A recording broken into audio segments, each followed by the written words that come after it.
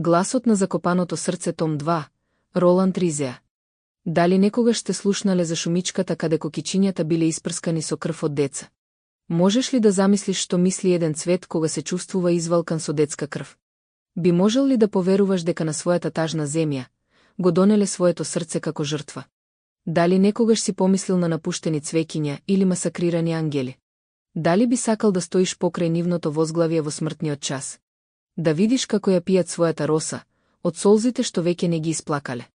Тоа е како приказна, која земјата ја чува во тишина, како мртво дете. Скршен од звоно што бие, точно како литургија на смртта. Дали си видел рането животно како трча во тишина кон гробот? Или да видиш ранета птица како сама си го бара небото? И ако го наведнеш челото уште повеќе, ќе слушнеш дека што е убаво боли. И го чувствуваш нивното срце како чука под земјата, полека, полека, како срце што одбива да умре. Нивното мало срце трепери, како рането животно, кое моли, не ме оставај сам, мамо.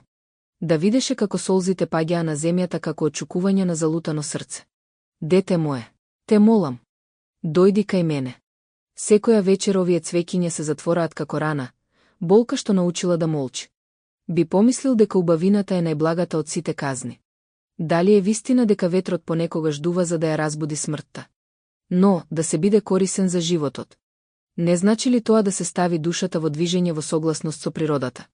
Тогаш зошто мајките ноќе ги довикуваат своите убиени деца?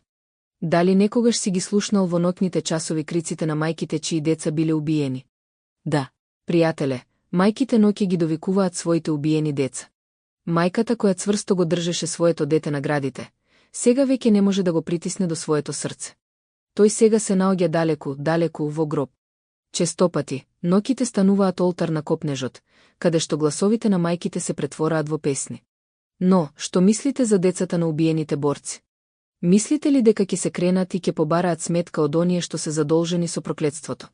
Читателу, ја чувствуваш ли и ти студената рака на нашето минато, која излегува од гробот на нашите предци? Дали си слушнал за оние кои на нашата тажна и измачена земја го принесоа своето срце како жртва? Оние кои се заколнаа дека ќе ја сакаат верно до смрт, со целиот неизин тежок товар, и нема да презираат ниту една од неизините тајни. Така, се врзуваа за неа доживотно. Рекоа дека ќе го попрскаат со својата крв и го молеа да ги прифати нивните тела како гроб. Не верувам дека постои гроб доволно добро затворен за да не навлезе проклетството во него. Се вели дека телото не треба да ги следи своите желби на штета на душата. Но, Господи, што да правам? Да бегам од животот? Да го опеам? Или да го оплакувам? Како да ставам јамка на болката? Животот мој, целиот ми е пред очи сега, она што ми преостана повеќе припаѓа на смртта.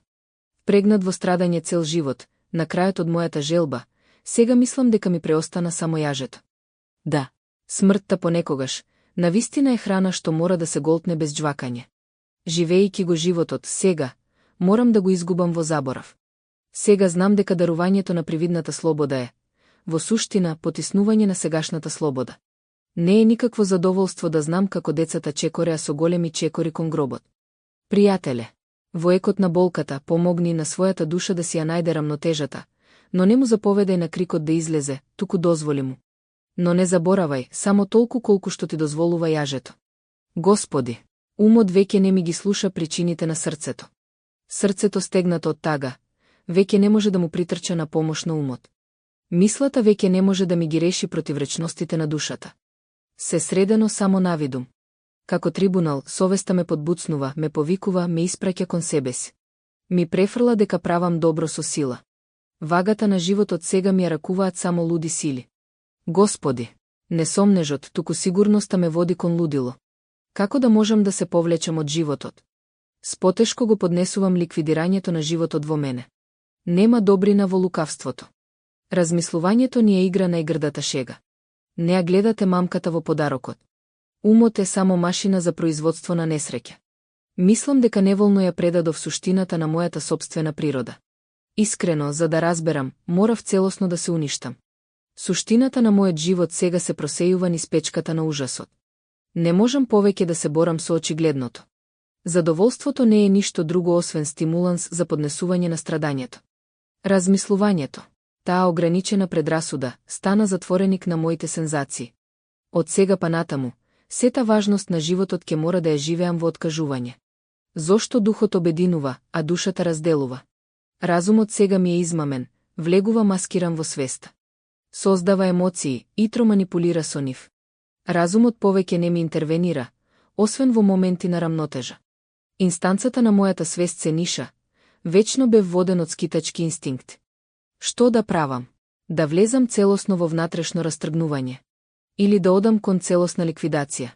Ако сакам да разберам човечки, ме обзема бес. Бидејќи ми е невозможно да стигнам до знаење, морам да почнам да пишувам. Не сакам да дишам од предрасуди.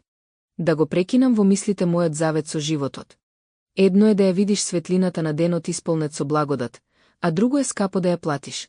Сите трагачи на крајот завршија со откажување или очај. Станувајќи лирична сега во страдањето, смислата на мојот живот ми е неповратно изгубена. Верувај ми, вистинската радост е сериозна работа.